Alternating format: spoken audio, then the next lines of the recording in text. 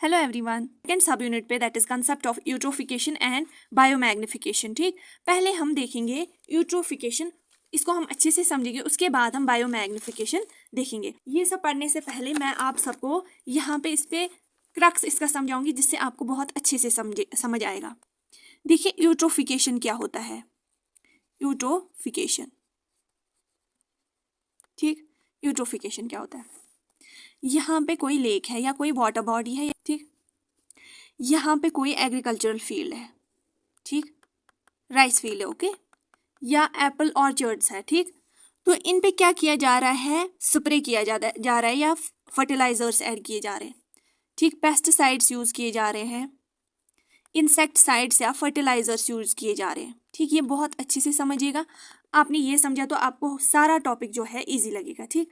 यहाँ पे different pesticides, जो भी कीड़े वगैरह इंसेक्ट वगैरह है उनको मारने के लिए या सॉइल की फर्टिलिटी बढ़ाने के लिए, प्रोडक्टिविटी बढ़ाने के लिए, उसके लिए क्या किया जा रहा है, पेस्टिसाइड्स, फर्टिलाइजर्स, इंसेक्टिसाइड्स यूज किए जा रहे हैं, ठीक है, ओके। तो इन्होंने तो ठीक किया कि क्रॉप्स की प्रोडक्टिविटी बढ़ गई, ठीक है, लेकिन उसमें से कुछ रहता है इस सॉइल में, कुछ फर्टिलाइजर्स, पेस्टिसाइड्स, रेजिड्यूज रहते हैं जो प्लांट्स एब्जॉर्ब नहीं कर रहे हैं। ये जो पेस्टिसाइड्स है ये नॉन बायोडिग्रेडेबल है, मीन्स कि ये डिग्रेड नहीं होते, ये बहुत टाइम के लिए, हंड्रेड्स थाउजेंड्स ऑफ ईयर्स के लिए ये सॉइल में रहते हैं, पॉल्यूटेंट्स, एज पॉल्यूटेंट्स, ठीक, क्योंकि इनके इफेक्ट्स बहुत नेगेटिव होते हैं ऑन लिविंग ऑर्गेनिजम्स, ठीक। रह गई ये सॉइल में, तो बीच में क्या हुआ, रेनफॉल हुआ, बारिश पड़ गई, ठीक, बारिश पड़ गई, तो क्या हुआ कि इन्होंने इन पेस्टिसाइड्स को यहाँ से लीच आउट कराया, यहाँ से निकल के पास में लेक है चाहे स्ट्रीम है, इसमें डिस्चार्ज हुआ, ठीक है, डिस्चार्ज हुआ। तो इसमें क्या है, न्यूट्रिएंट्स है, नाइट्रोजन हो गया या फॉस्फोरस हो गया, ठीक, न्यूट्रिएंट्स है, ओके, इसमें मिला के न्यूट्रिएंट्स एंड फॉस्फोरस है, ये यहाँ पे इस लेक में ऐड हुआ, ठीक है, लेक में आए ये नाइट्रोजन फॉस्फोरस पानी के साथ। यहाँ पे क्या होता है, एल्गी जो है, एल्गल ग्रोथ होती है, वो इसको कंज्यूम करके ग्रोथ करते हैं, ठीक, एल्गीज। तो यहाँ पे ग्रीन पैचेस पड़ जाते हैं ऊपर, ठीक है, ग्रीन पैचेस, ये बहुत इंपॉर्टेंट है, इसको देखा आपने तो आपको पूरा यूट्रोफिकेशन समझ आएगा, ठीक है। यहाँ पे पैचेस मतलब यहाँ की इनकी ग्रोथ हुई तो ये जमा हुए यहाँ पे, ठीक, तो यहाँ पे ग्रीन पैचेस पड़ गए, इसको हम बोलते हैं एल्गल ब्लूम, क्योंकि इनकी बहुत ट्रमेंडस ग्रोथ होती है, ठीक, इनकी शॉर्ट लाइफ होती है, तो इनका लाइफ साइकिल कंप्लीट करके इनकी डेथ भी हुई, वो हम बाद में देखेंगे। तो यहाँ पे इनकी ग्रोथ बहुत ज़्यादा हुई। नीचे यहाँ पे प्लांट्स है, ठीक है, प्लांट्स है, फिश पॉपुलेशन है, ठीक, ठीक है। तो यहाँ पे क्या होता है, जब यहाँ से सन से रेज आई, ये बहुत ज़्यादा इंपॉर्टेंट है, किन के लिए, प्लांट्स के लिए, ठीक, प्लांट्स के लिए, जो भी फाइटोप्लैंक्टन्स हो गए या डिफरेंट प्लांट्स हो गए जो इस लेक में है, तो या ये सनलाइट जो है फिश पॉपुलेशन के लिए भी ज़रूरी है, इनको देखना होता है, ठीक, फॉर कम्युनिकेशन वगैरह। तो यहाँ पे क्या होता है, जब सन ब्लॉक हुआ, रेज ब्लॉक हुई अलगल ब्लूम से, तो यहाँ पे क्या होता है, ये प्लांट्स मर जाते हैं, ये जड़ जाते हैं, ठीक, मर जाते हैं वी कैन से। तो इसको डिकम्पोज करने के लिए यहाँ पे बैक्टीरिया आ जाते हैं, या यहाँ पे जब इस एल्गी का लाइफ साइकिल कंप्लीट होता है तो ये भी मरते हैं ऑटोमेटिकली, इन पे बैक्टीरिया ग्रो होते हैं। तो इससे क्या हुआ, ओवरऑल पोल्यूशन हुआ इस वाटर बॉडी का, है कि नहीं, ये तो पोल्यूशन ही हुआ। तो इसको हम नाम देते हैं यूट्रोफिकेशन। यहाँ पे पानी गंदा होता है, उसमें ऑर्डर स्मेल आती है, ओवरऑल इकोसिस्टम डिस्टर्ब हुआ। ये फिश पॉपुलेशन भी ऑटोमेटिकली, जब इनके लिए कुछ भी नहीं होगा तो ये भी, इनकी भी डेथ होगी, ठीक। ये जो फिश पॉपुलेशन है, जूप्लैंक्टन से फाइटोप्लैंक्टन, छोटे छोटे प्लांट्स पे जो है, ये उनको खा के जिंदा रहती थी। इन छोटी छोटी जो फिशेज है जूप्लैंक्टन, इनको बड़ी फिशेज खाती थी, फिर उससे बड़ी फिशेज खाती थी, उनको इंसान खाते थे। तो यहाँ पे इकोसिस्टम ओवरऑल डिस्टर्ब हुआ, है कि नहीं। तो इसमें गंदगी फैली, ठीक। अगर हम फॉर एग्जाम्पल डल लेक की एग्जाम्पल ले तो वहाँ पे भी यही हो रहा है, ठीक। और यहाँ पे डिफरेंट इंडस्ट्री, यहाँ पे है इंडस्ट्रीज हैं, वहाँ पे भी डिफरेंट टॉक्सिक केमिकल्स ऐड होते हैं, वो यहाँ पे ऐड हुए, तो इस पे भी, इसको, ये जो एल्गल ब्लूम यहाँ पे हुआ, यहाँ पे जो ये ओवरऑल मैंने आपको समझाया, इसको बोलते हैं यूट्रोफिकेशन, ओके, यूट्रोफिकेशन। अब आते हैं दूसरी टर्म बायोमैग्निफिकेशन पे। बायोमैग्निफिकेशन, अगर आप टर्म में ही देखिए, bio means life and magnification means कि कुछ बड़ा हो रहा है, कुछ एक्स्ट्रा हो रहा है, ठीक, कुछ लार्ज हो रहा है, एनलार्ज हो रहा है, ठीक। इससे आपको यहाँ पे ही समझ आएगा कि क्या हो रहा है, कुछ हो रहा है, कुछ बढ़ रहा है, किसी चीज़ की क्वांटिटी बढ़ रही है, मैग्निफिकेशन, ठीक। जैसे फॉर एग्जांपल ये ग्रास है, यहाँ पे फॉर एग्जांपल शीप है, यहाँ पे ह्यूमंस है, ठीक। यहाँ पे DDT जिसकी फुल फॉर्म है डाइक्लोरो डाइफिनाइल ट्राइक्लोरो ईथेन, ये बहुत ज़्यादा इंपॉर्टेंट है, इसकी जो है फुल फॉर्म आप याद रखिए, डाइक्लोरो डाइफिनाइल ट्राइक्लोरो ईथेन। ठीक, ये जो है ये परसिस्टेंट है, मीन्स कि ये डिग्रेड नहीं होता, नॉन बायोडिग्रेडेबल है, ये बहुत टाइम तक एज अ पोल्यूटेंट एनवायरनमेंट में रहता है। इस प्लांट को इसमें DDT है, ठीक, फॉर एग्जाम्पल 1 ppm, बहुत कम क्वांटिटी में। ठीक, अब इसको शीप ने कंज्यूम किया तो इसमें इनके टिश्यूज डिफरेंट सेल्स मिला के टिश्यू बनाते हैं, इस टिश्यू में ये जमा होता है। ठीक, और इस 1 ppm की क्वांटिटी बहुत ज़्यादा होती है, मीन्स 5 ppm। ठीक, बढ़ रही है क्वांटिटी, इसने ये 1 ppm लिया, इसकी बॉडी में ये डबल ट्रिपल हुआ 5 ppm। अब ह्यूमंस ने लिया तो उनकी बॉडी में 12 ppm हुआ, यही 5 ppm बन के 12 ppm हुआ। ठीक, तो इससे क्या हुआ, इसकी कंसंट्रेशन बढ़ गई और ह्यूमंस की टिश्यूज में ये एक्यूमुलेट होता है और इससे ह्यूमंस पे बहुत ज़्यादा नेगेटिव इफेक्ट पड़ता है, डिजीज़ वगैरह होती है, तो इसको हम बोलते हैं बायोमैग्निफिकेशन। ठीक, ये मैंने आपको शॉर्ट में समझाया, आपको ये समझ आया तो आपको पूरी प्रोसेस जो ये यहाँ पे मैंने लिखा हुआ है ये सारा समझ आएगा। ग्रीक वर्ड है यूट्रोफिकेशन, ठीक, विच मीन्स टू नरिश्ड। हाइपरट्रोफिकेशन भी इसका दूसरा नाम है। ठीक, जब वाटर बॉडीज ओवरली एनरिच होती है मिनरल्स एंड न्यूट्रिएंट्स से। ठीक, यूट्रोफिकेशन, ठीक है, जो मैंने इससे पहले आपको समझाया, तो एक्सेस ग्रोथ ऑफ एल्गी हो जाता है। ठीक, जिसकी वजह से ऑक्सीजन डिप्लीशन भी होती है। ये मैं आपको यहाँ पे बताती हूँ, ऑक्सीजन डिप्लीशन मीन्स की जब यहाँ पे एल्गल ब्लूम हुआ, यहाँ पे ट्रीज डाई हुई, क्यों, क्योंकि सनलाइट नहीं पड़ी, तो सनलाइट नहीं पड़ी तो इन्होंने ऑक्सीजन जनरेट नहीं किया, जो ऑक्सीजन फिशेस के लिए यूज़ होता था वो अपनी लाइफ साइकिल के लिए यूज़ कर रहे थे, तो ऑक्सीजन भी कम हुआ यहाँ पे, उसकी वजह से भी ऑक्सीजन कम हुआ। और यहाँ पे जब ये फिशेस मर गई या प्लांट्स मर गए, इस पे बैक्टीरिया जो है वो काम करते हैं, वो इसको डिकम्पोज करते हैं, तो उसके लिए भी ये ऑक्सीजन यूज़ करते हैं। ठीक, जब बहुत ज़्यादा बैक्टीरियल ग्रोथ होगी तो ऑक्सीजन कम ही होगा। ठीक, तो वहाँ पे डिमांड, ऑक्सीजन की डिमांड बढ़ेगी, मीन्स कि हर किसी को ऑक्सीजन चाहिए होगा, जो कि वहाँ पे नहीं होता है, क्योंकि ऑक्सीजन कम होता है। जब प्लांट्स मर जाएंगे ऑक्सीजन जनरेट नहीं होगा तो कम ही होगा ऑटोमेटिकली, तो वहाँ पे बायोलॉजिकल ऑक्सीजन डिमांड जो है वो बढ़ जाती है, BOD यूट्रोफिकेशन में बढ़ जाता है। ठीक है, ये आपको याद रखना है। ये अभी मैंने समझाया कि ऑक्सीजन डिप्लीशन होता है, ऑक्सीजन कम होता है, एल्गल ग्रोथ होती है, क्यों, जब नाइट्रोजन फॉस्फोरस इसमें ऐड होता है वाटर बॉडी में, वहाँ पे बैक्टीरियल ग्रोथ होती, बैक्टीरियल डिग्रेडेशन होती है, जब उनकी ग्रोथ हुई, उन्होंने प्लांट्स पे फीड किया, फिर वो मर जाते हैं, तो डिग्रेड हो रहा है, वहाँ पे ऑक्सीजन कंजम्पशन बहुत ज़्यादा हो रही है, डेथ हो रही है वहाँ पे। ठीक, ओवर पॉपुलेशन जब होती हैं किसकी, फाइटोप्लैंक्टन्स की, इसकी एल्गल ब्लूम की, एल्गी की, तो वहाँ पे यूट्रोफिकेशन होती है। कॉजेज मैंने आपको समझाया, फर्टिलाइजर्स जब ऐड करते हैं फार्मर्स तो उससे हो रहा है, या वेस्ट मटेरियल जब ऐड होता है वाटर बॉडी में उससे यूट्रोफिकेशन होती है।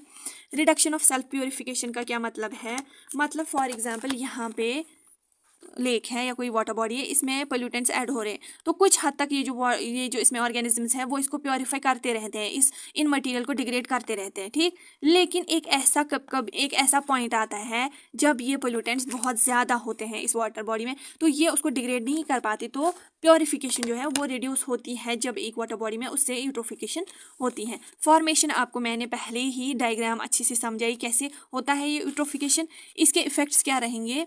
ठीक, जब ऑर्गेनिक सब्सटेंसेस बहुत ज़्यादा ऐड होंगे एक वाटर बॉडी में, तो उससे ऑर्डर जो है बहुत गंदी स्मेल आएगी। जो पानी यूज़ करते हैं लोग, चाहे रिवर स्ट्रीम्स में, तो उसमें टेस्ट बहुत गंदा होगा, उसमें रॉटन फिशेस, मरी हुई फिशेस जब होंगी, जिसे मैंने आपको पहले भी बोला, मरी हुई फिशेस जब होगी तो उससे भी गंदी स्मेल, रॉटन फिश मतलब कि सड़ी हुई फिशेस जब पानी में होंगी, छोटी छोटी ज़ूप्लैंक्टन्स, तो उससे भी गंदी स्मेल जो अनफिट फॉर हेल्थ।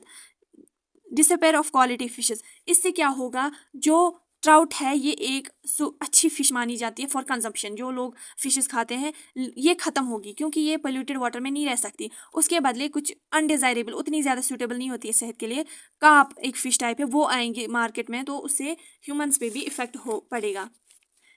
यहाँ पे मैं आपको एक फेमस टर्म समझा देती हूँ, ये आपको बहुत ज़्यादा इंपॉर्टेंट है, आपको याद रखना है क्योंकि इससे क्वेश्चन आ सकते हैं। ओलिगोट्रॉफिक होता है वो वाटर बॉडी जहाँ पे नाइट्रोजन फॉस्फोरस बहुत कम होता है, मींस कि जो वाटर बॉडी है वो प्योर ही रहेगी, उसका पानी बहुत साफ रहेगा, क्योंकि ये कम होते हैं, तो उससे ऑटोमेटिकली यूट्रोफिकेशन नहीं होगी, तो उस कंडीशन को हम ओलिगोट्रॉफिक बोलते हैं। ठीक, और कुछ जो वाटर बॉडीज होती हैं लेक्स वगैरह, वो उतना ज़्यादा उनमें पोल्यूटेंट्स नहीं होते, इंटरमीडिएट नाइट्रोजन एंड फॉस्फोरस होता है, तो उससे थोड़ा बहुत जो है उसमें एल्गल ग्रोथ होगी, लेकिन उतना भी, तो उसको हम बोलेंगे मीजोट्रॉफिक। यूट्रॉफिक हमने समझा कि जिसमें बहुत ज़्यादा हाई अमाउंट में नाइट्रोजन एंड फॉस्फोरस वहाँ पे होगा। ठीक, तो अब हम देखते हैं next point, effect third point क्या रहेगा, डिस्टर्ब्स एक्वेटिक लाइफ। हमने समझा कि कैसे एक्वेटिक लाइफ या एक्वेटिक इकोसिस्टम में डिस्टर्बेंस होती है, फिश पॉपुलेशन डाई होती है क्योंकि वहाँ पे ऑक्सीजन कम होता है।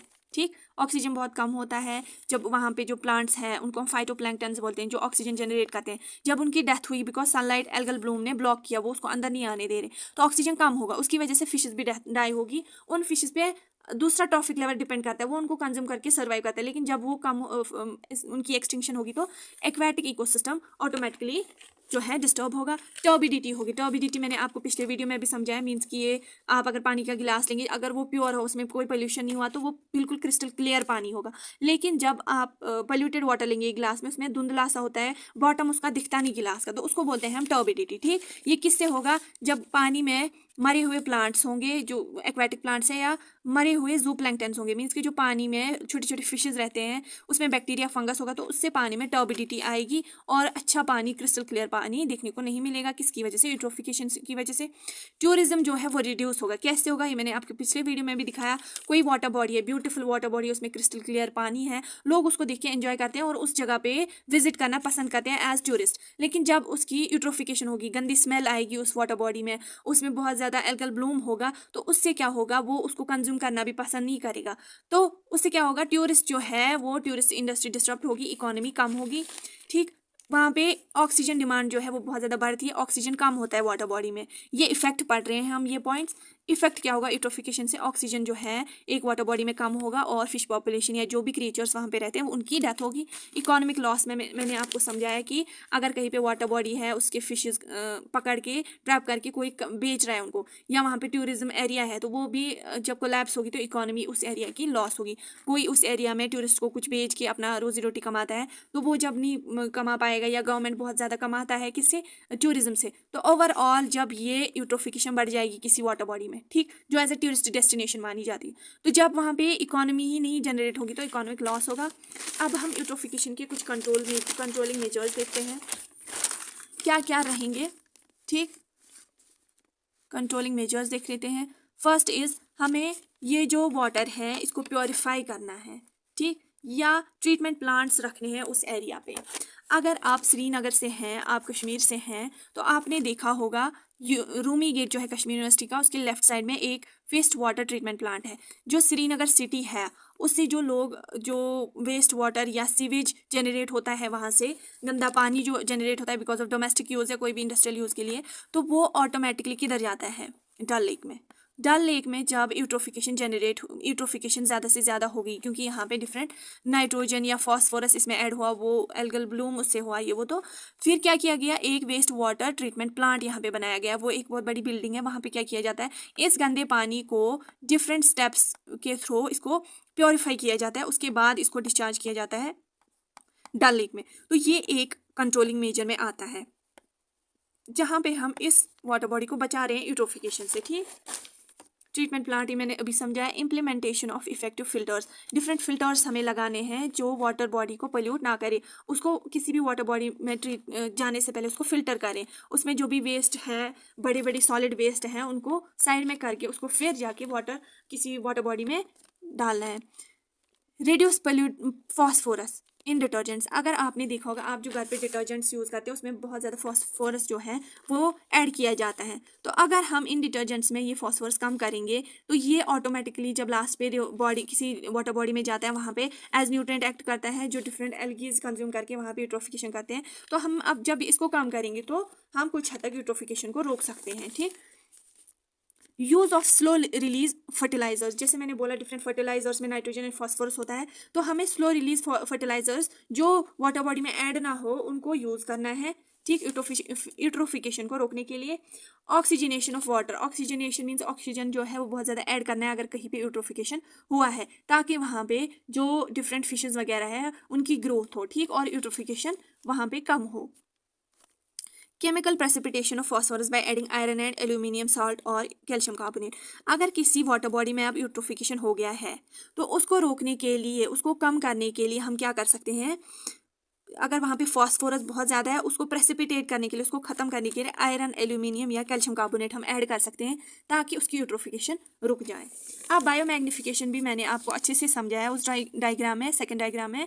तो यहाँ पे हम अच्छे से पढ़ लेते हैं। और ये मैं आप सबके लिए इसलिए लिख के ला रही हूँ, वैसे मैं आपको शॉर्टकट में भी पढ़ा सकती थी, लेकिन मैं आपके लिए हैंड रिटन नोट्स प्रिपेयर करती हूँ ताकि आपको लिखने में आसानी हो और समझने में भी आसानी हो। अब आते हैं सेकंड टर्म पे, बायोमैग्निफिकेशन। जैसे मैंने आपको बोला, एक्यूमुलेशन, जमा होना ऑफ पर्टिकुलर सब्सटेंस, जो कि हार्मफुल सब्सटेंस होता है, वो बॉडी में, ह्यूमंस की बॉडी में, किसी भी ऑर्गेनिज्म के बॉडी में, human not only humans but fishes वगैरह डिफरेंट ऑर्गेनिज्म के बॉडी में जब ये जमा होता है, ये पर्टिकुलर सब्सटेंस जो हार्मफुल होता है फॉर ह्यूमंस या फॉर डिफरेंट ऑर्गेनिजम्स, उसको बोलते हैं हम बायोमैग्निफिकेशन। ठीक, इसका दूसरा नाम बहुत इंपॉर्टेंट है, ये याद रखना है आपको, बायो एम्प्लीफिकेशन। एम्प्लीफिकेशन का मतलब ही है किसी चीज़ का बढ़ना, बायोलॉजिकल मैग्निफिकेशन या किसी भी ऑर्गेनिज्म में बढ़ना कोई चीज़, ये दो टर्म्स इसके ऑल्टरनेटिव है, किसके, बायोमैग्निफिकेशन के। Concentration of toxin such as pesticides in the tissue of tolerant organisms at successively higher level in a food chain. ठीक, फिर से समझा देती हूँ। यहाँ पे कोई वाटर बॉडी है, ठीक, वहाँ पे डिफरेंट प्लांट्स है, जू फाइटोप्लैंक्टन्स, उन पे कौन फीड करते हैं, जू प्लैंक्टन्स, वो इनको खा के बढ़ते हैं। फिर इन छोटे छोटे जू प्लैंक्टन्स को उससे बड़ी फिशेस खाती हैं, इन बड़ी फिशेस को उससे बड़ी फिशेस खाती हैं, तो बनी यहाँ पे फूड चेन। लेकिन जब इस प्लांट में इस फाइटोप्लैंक्टन हो गया, वो प्लांट जो वाटर में सर्वाइव करता है, ठीक है, ये याद रखना है। इसमें कोई टॉक्सिन ऐड हुआ, फॉर एग्जांपल पेस्टिसाइड, ये नॉन बायोडिग्रेडेबल है और ये टॉक्सिन है, ये इजीली डिग्रेड नहीं होता है एनवायरनमेंट में, ये बहुत टाइम के लिए रहता है और इसका बहुत नेगेटिव इफेक्ट होता है ऑर्गेनिज्म पे। जब उसके टिश्यू में ऐड हुआ, फिर दूसरे टिश्यू में, दूसरी ट्रॉफिक लेवल के ऑर्गेनिज्म में, फिर उसके बाद उसकी दूसरी, तो इसकी कंसंट्रेशन बढ़ती जाती है और ऑटोमेटिकली फूड चेन डिस्टर्ब होती है, किसकी वजह से, बायोमैग्निफिकेशन की वजह से।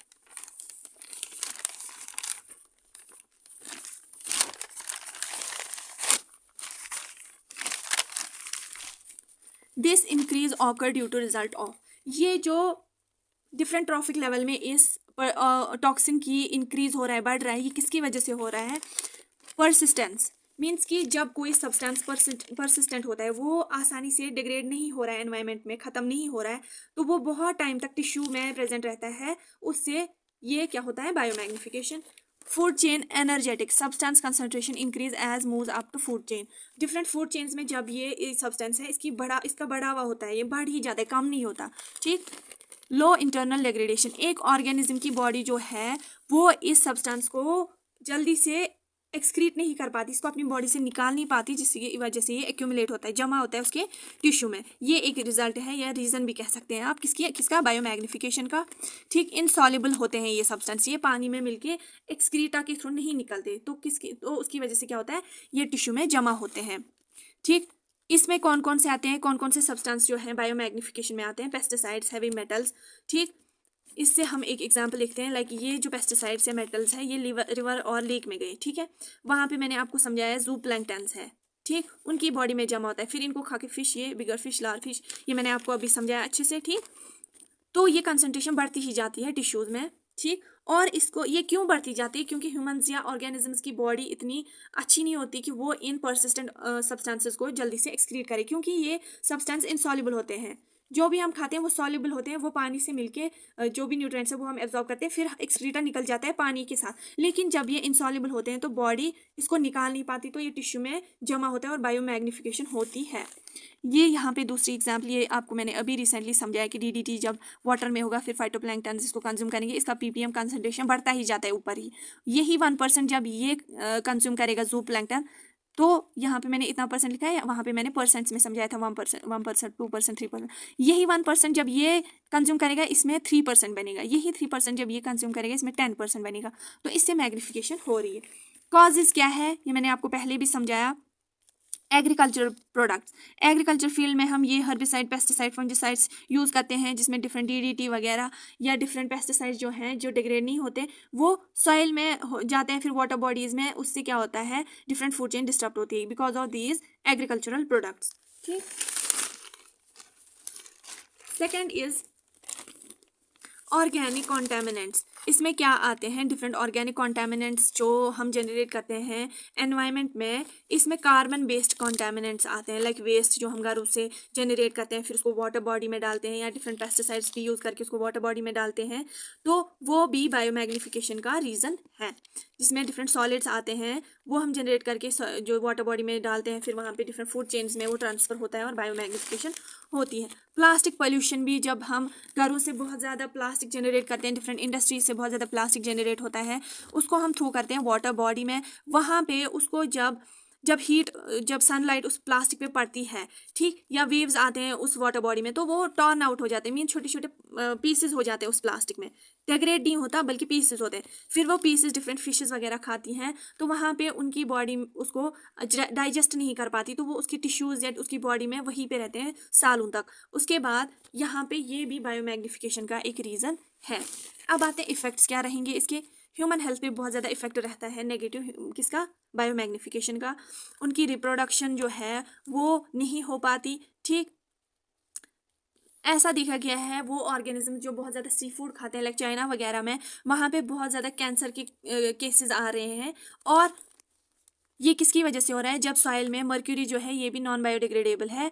पॉलीसाइक्लिक एरोमेटिक हाइड्रोकार्बन्स जो हैं ये भी नॉन बायोडिग्रेडेबल है। ये जब मैराइन ऑर्गेनिजम्स में फिशेस वगैरह जो हैं डिफरेंट जो पानी में रहते हैं, वो जब ये कंज्यूम करते हैं, देखिए क्या, यहाँ पे हमने कोई सॉलिड वेस्ट डंप किया, लाइक हॉस्पिटल से हमने थर्मोमीटर्स जो हैं जो ख़राब हुए हैं उनमें मर्क्यूरी है, ठीक, उसको हमने बहुत ज़्यादा वास्ट अमाउंट में डंप किया किसी सीज या ओशन या वी कैन से लेक में, ठीक। तो इनको कंज्यूम ये ऑटोमेटिकली फट के ख़राब है, तो इससे मर्क्यूरी निकला, वो फिशेस में चला गया बॉडी में, ठीक है। ये बायोमैग्निफिकेशन होती है इसकी, बढ़ता ही जाता है ऑर्गेनिज्म में। तो इनको कंज्यूम किया किसने, ह्यूमन से कंज्यूम किया, उनकी बॉडी में इसकी कंसंट्रेशन बहुत बढ़ गई। तो इससे देखा गया है जो ये सी फूड खाते हैं उनमें कैंसर के केसेस बहुत बढ़ रहे हैं, ठीक। ये एक इफेक्ट है ह्यूमंस पे। और नर्वस सिस्टम उनका जो है उसमें प्रॉब्लम हो रही है, उनका देखने में वो उतना देख नहीं पाते, उनकी विजन खराब होती है, उनको बोलने में चलने में गेट होता है, चलने का डिफेक्ट, उनको चलना नहीं आता, उनको सुनने में प्रॉब्लम हो जाती है, डेफ हो जाते हैं वो, उनके मतलब कि ट्रिमर्स आ जाते हैं, उनको मसल ट्विचिंग होती है उनको, ठीक। और स्किन में प्रॉब्लम होती है, या हैवी मेटल की वजह से किडनी फेलियर होता है, रेस्पिरेटरी डिसऑर्डर होता है। लेड जो है, लेड एक हैवी मेटल है, उससे ब्रेन डैमेज होता है। बच्चों में डिफेक्ट आता है, कोई जो बेबी की बर्थ होती है उसका दिमाग में प्रॉब्लम होती है, या हार्ट डिजीज़ होती है, ठीक। तो पार्किंसंस डिजीज़ भी लेड से होती है, ये एक एडिशनल इन्फॉर्मेशन है, इससे सेंट्रल नर्वस सिस्टम में डिसऑर्डर होता है। अब आते हैं हम कि एक्वेटिक जो है, एक्वेटिक एनिमल्स जो पानी में जो क्रिएचर्स रहते हैं उन पे क्या इफेक्ट पड़ता है। पहले ही जो सी बर्ड्स होते हैं जो फिशेस वगैरह खाते हैं उन पे भी इफेक्ट पड़ता है। वो जो बर्ड्स हैं जब वो एग प्रोड्यूस करते हैं, उनके एग्स की जो शेल है वो बहुत ज़्यादा थिन होती है, वो टूट जाते हैं, जिसकी वजह से उनकी पॉपुलेशन भी कम होती है, ठीक। Selenium, mercury and PCBs, polychlorinated biphenyl जो है, इनसे डैमेज होता है फिश रिप्रोडक्शन को। मीन्स कि वो रिप्रोड्यूस नहीं कर पाते। जब वो रिप्रोड्यूस नहीं करेंगे, फिश पॉपुलेशन कम होगी, उससे ओवरऑल फूड चेन जो है उसमें डिस्ट्रप्शन होगी। फूड चेन डिस्टर्ब होती है। सोल्यूशन क्या है, अब हम इन हैवी मेटल्स या जो भी लेड आर्सेनिक है इनको एलिमिनेट करना है, इनको यूज़ नहीं करना है। डिफरेंट इंडस्ट्रीज़ में, कोल प्लांट्स में क्या करना है, ऐसे ऐसे इनोवेटिव्स लाने हैं जो भी पोल्यूटेंट्स ऐड होते हैं सॉइल में उनको ऐड ना करना पड़े, ठीक। अब आता है हमारा सी पार्ट। इंस्टीट्यूशंस का बहुत ज़्यादा रोल है, जैसे डेंटल जो डिफरेंट हॉस्पिटल्स है वो मर्क्यूरी बहुत ज़्यादा यूज़ करते हैं थर्मोमीटर्स में, तो उनको ऐसे रूल्स या लॉज मतलब गवर्नमेंट को निकालने चाहिए ताकि वो उसको कम यूज़ करें थर्मोमीटर्स को, जो वो हर किसी को बेचते हैं थर्मोमीटर्स अननेसेसरीली, तो वो भी रेगुलाइज करना है ताकि वाटर बॉडी में ये जो भी सब्सटेंस है वो ऐड ना हो, ठीक। तो हमें कॉशियस रहना है। ये जो क्रोमेटेड कॉपर आर्सेनेट या एमोनिकल कॉपर जिंक आर्सेनेट है, ये वुड वर्क में यूज़ किया जाता है। जब डिफरेंट वर्क क्राफ्ट वुड लकड़ी की चीज़ें बनाते हैं तो उनमें ये ऐड किया जाता है ताकि उनमें कीड़े ना लगे। तो ये ऑटोमेटिकली जब वाटर बॉडी में या कहीं पे ऐड होते हैं तो ये भी बायोमैग्निफिकेशन जो है ये एज पेस्टिसाइड्स होते हैं जो कीड़ों को लकड़ी को काटने से रोकते हैं। तो हमें ये भी रोकना है, इनका भी यूज़ कम करना है ताकि ये बायोमैग्निफिकेशन ना करे, ठीक। लेड पेंट्स जो हैं, जो डिफरेंट पेंट्स है घरों में यूज़ करते हैं, लेड उसमें होता है, तो उसको भी रोकना है, ठीक। हमें पीवीसी जो पाइपों में हम पॉलीविनाइल क्लोराइड यूज़ करते हैं, तो उसमें क्या होता है, लेड यूज़ किया जाता है उन पाइपों में, ठीक। ये डिफरेंट पाइप्स जो घरों में हम यूज़ करते हैं उनको, उनमें लेड होता है, यूज़ किया जाता है, तो जो ऑटोमेटिकली पानी में जाता है, पानी हम ह्यूमंस कंज्यूम करते हैं, हमारी बॉडी में उसका कंसंट्रेशन बहुत ज़्यादा बढ़ता है और बायोमैग्निफिकेशन होती है, हम पे भी बहुत इफेक्ट पड़ता है, डिजीज़ होती है, ठीक। कुकिंग ऑयल वगैरह, हाउस होल्ड केमिकल जो है वो भी हमें डिस्पोज करने हैं प्रॉपरली, ताकि बायोमैग्निफिकेशन ना हो इन परसिस्टेंट पोल्यूटेंट्स की, ठीक। तो मिलेंगे बीएड के, आप स्टूडेंट है तो आपको बीएड में भी अच्छे से हेल्प होगी, क्योंकि मेरी चैनल पे बीएड के सारे टॉपिक्स अवेलेबल